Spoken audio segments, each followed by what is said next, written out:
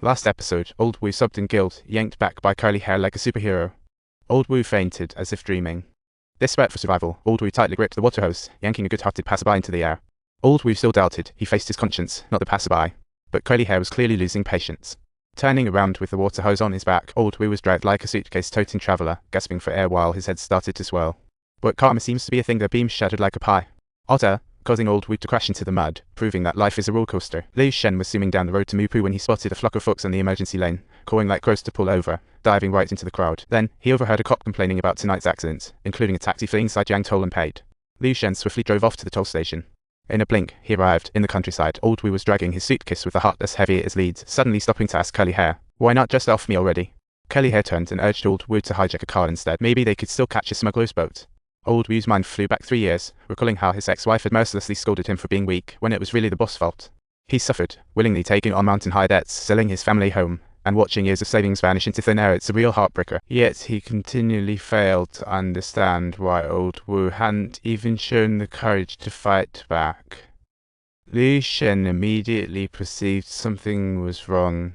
As a woman, her intuition clearly told her that the killer of her son was now within reach. He pulled out a revolver from his bag and, following the tall booth clerk's directions, veered off into a side road. Old Wu groped for the hammer at his waist. This time, he was ready to fight for his life. Curly hair spotted car lights in the distance and sprinted over, but Liu Shen's car zipped by like lightning, showing no signs of stopping. Old Wu seized the moment and dashed for the hammer, only to be caught by curly hair. The hammer slipped from his grip, but Old Wu hoisted up the hefty suitcase and shoved curly hair and his gun down into the field, watching the crazy guy pass out. Like a rabbit, Old Wu bolted into the thick trees, while on another side, Damu was rushing towards Mupu when his subordinate called. Everyone in those pictures was dead, evidently from accidents, making Damu realize his big mistake. The doctor Liu Shen mentioned could very well be a serial killer, but the worst part, he vanished into thin air tonight, and Liu Shen didn't even know he'd just missed a prime revenge opportunity. Gripping his gun tightly, he cautiously entered the greenhouse. The air stunk of motor oil, and lying ahead was a man on the ground. Liu Shen cautiously called out Old Wu's name. Upon flipping him over, it was not the Old Wu from the photos. Liu Shen quickly dialed for the police. Meanwhile, a good Samaritan was gasping for help. Old Wu desperately searched through the woods until he finally found the house. As soon as he stepped into the yard, a dog like a rabid wolf began barking, and the lady of the house saw Old Wu covered in blood and sat down in shock. Old Wu hurried to explain he wasn't a bad guy, but the lady was already in shock, practically running for the warehouse and slamming the door shut. On the highway, Damu was on the phone with his boss, claiming he discovered a serial killer and wanted to reopen the investigation into in-house suicide. His boss coldly denied it, saying with the election year and society in turmoil, who knows what chaos a serial killer would cause. Damu wanted to push, but the boss said, in criminal police work, it's about public safety. If not exposed, catching him is optional. Damu recalled Liu Shen's pleading face, but the leader had made his decision. He had to settle for catching someone first. Old Wu was now going crazy. The lady urged him to leave as curly hair approached. Old Wu stuffed a family photo through the door crack. He said it was from his family's first trip together, and they never reunited since. If the auntie refused to lend a helping hand, he might never have another chance to see his son again in this lifetime. The lady seemed to waver as she recalled how mischievous her son used to be. Old Wu said from outside, "Boys are like that."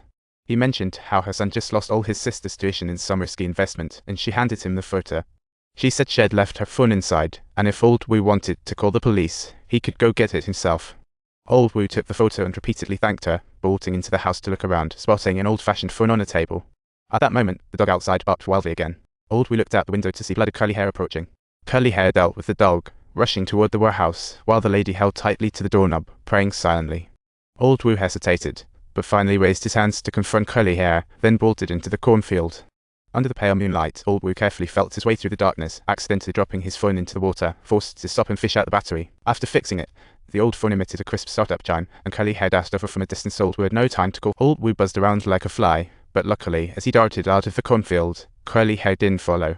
Finally, Old Wu seized the chance to call the cops, but he had no clue where he was. The officer said tracking the location would take a while, but Old Wu's life was hanging by a thread. He pretended to be casual and noticed a bookstore tower on a nearby hill. There should be an address up there, and luck was on Old Wu's side again. The address was crystal clear. The officer urged Old Wu to hide. He immediately notified nearby officers to assist him, while at the greenhouse, the officer told Liu Shen he couldn't process this kind of homicide. They needed to wait for the specialists, but Liu Shen had already lost his patience with the police, leaving a phone number before storming out.